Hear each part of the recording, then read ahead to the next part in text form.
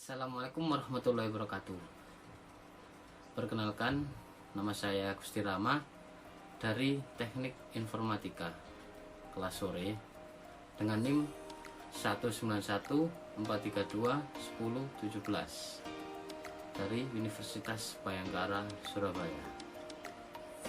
Pada video kali ini saya akan menjawab soal-soal UAS dengan mata kuliah komputer forensik. Oke, yang pertama, penjelasan tentang pemahaman kalian setelah mengikuti komputer forensik. Baiklah, di sini saya akan menjelaskan. Komputer forensik atau yang dikenal dengan istilah digital forensik adalah salah satu cabang ilmu forensik yang berkaitan dengan bukti legal yang dapat ditemukan pada komputer dan media penyimpanan digital lainnya. Forensik sendiri merupakan sebuah proses ilmiah dalam mengumpulkan, menganalisis, dan menghadirkan berbagai bukti pada sidang pengadilan karena adanya suatu kasus hukum.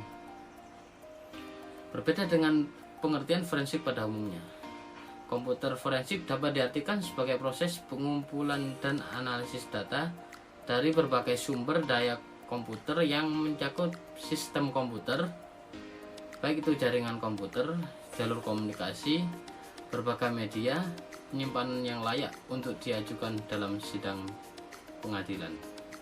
Tujuan dari komputer forensik sendiri adalah untuk menjabarkan keadaan terkini dari suatu catatan digital. Istilah catatan digital bisa mencakup sebuah sistem komputer, media penyimpanan seperti flash disk, hard disk, atau juga CD-ROM. Sebuah dokumen elektronik, misalnya sebuah pesan email atau gambar dalam bentuk JPEG, atau bahkan sederetan paket yang berpindah dalam jaringan komputer.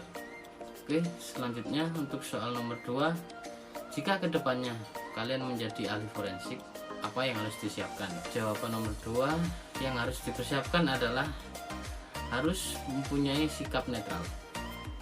Seorang ahli harus dapat bersifat netral dan tidak memihak kepada salah satu pihak yang sedang dalam investigasi, dan mengungkap hasil investigasi sesuai dengan barang bukti yang ada di lapangan. Nomor 2, bisa menjaga rahasia. Sebagai ahli harus dapat mematuhi aturan kerahasiaan yang berlaku untuk sebuah kasus. Nomor 3 adalah biaya. Sebagai seorang ahli berhak untuk mendapatkan upah sesuai dengan pekerjaannya, dan seorang ahli juga dapat menentukan tarif sesuai dengan kualitas dan besar kasus yang dihadapinya. Untuk yang keempat, ex parte komunikasi. Seorang ahli tidak boleh berkomunikasi atau pertemuan non formal dengan pengacara tersangka, dan tidak boleh ada kerjasama dengan hakim yang menangani kasus tersebut. Nomor 5 adalah mental yang kuat. Seorang ahli tidak terlepas dari konflik dalam kasus tersebut. Namun demikian, sebagai ahli harus tetap mematuhi aturan-aturan yang berlaku. Dan yang terakhir adalah profesionalisme. Seorang ahli harus dapat bersikap profesional, selalu mengedepankan pekerjaan dibandingkan dengan urusan lainnya. Soal ketiga adalah tools apa yang kalian ketahui dan sebutkan. Oke, yang pertama adalah kita harus mempunyai hard disk eksternal yang berkapasitas sangat besar, karena untuk menyimpan barang bukti dari pelaku atau korban yang sedang kita analisis. Kedua adalah CDR atau DVD-ROM. Kegunaannya adalah untuk melihat bukti-bukti dalam bentuk CD pada tersangka atau korban. Untuk yang ketiga adalah kita membutuhkan memori atau RAM, biasa disebut random access memory, yang sangat besar. Kegunaan RAM adalah membaca data, penyimpanan sementara, dan membantu pengolahan grafis dan data. Untuk yang keempat adalah hub atau USB hub. Gunanya adalah memperluas jumlah port komputer agar bisa terhubung dengan perangkat output yang lain seperti mouse atau keyboard, atau bisa dibilang printer, atau mungkin scanner. Dan yang kelima adalah switch. Switch berfungsi untuk menghubungkan beberapa perangkat seperti komputer, titik akses nirkabel, printer, dan server. Yang keenam adalah write blocker.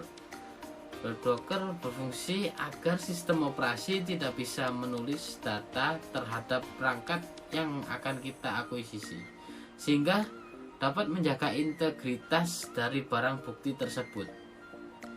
Oke, itu tadi dari sisi hardware. Mungkin dari sisi software ada software Ncase. Ncase adalah salah satu tool komersil yang banyak digunakan untuk melakukan penyelidikan.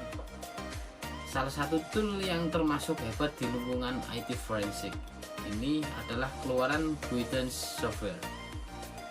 Tidak hanya dapat membaca data-data yang sudah terhapus, Ncase juga dapat memberitahukan sistem-sistem yang belum dipatch, menerima masukan dari intrusion detection system untuk menyelidiki keanehan jaringan yang terjadi, merespon sebuah insiden keamanan, dan memonitoring pengaksesan sebuah file penting.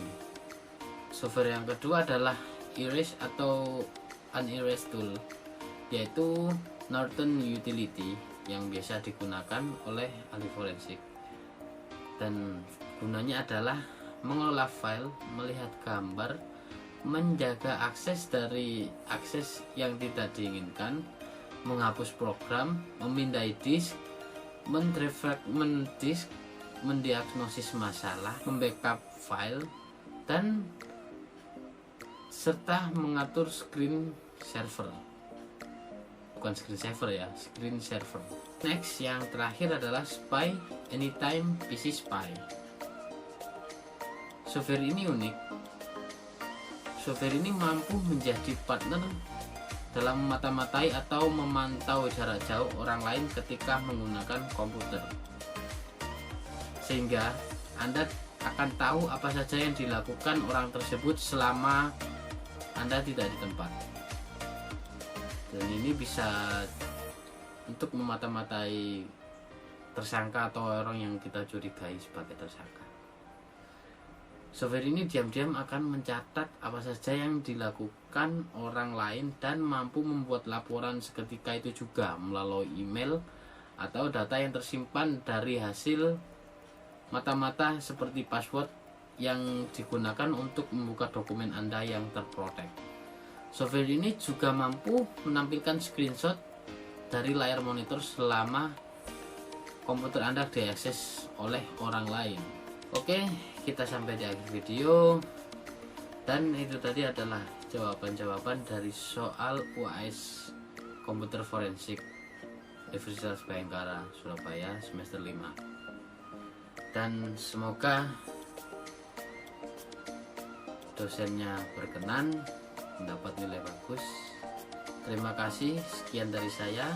Wassalamualaikum warahmatullahi wabarakatuh.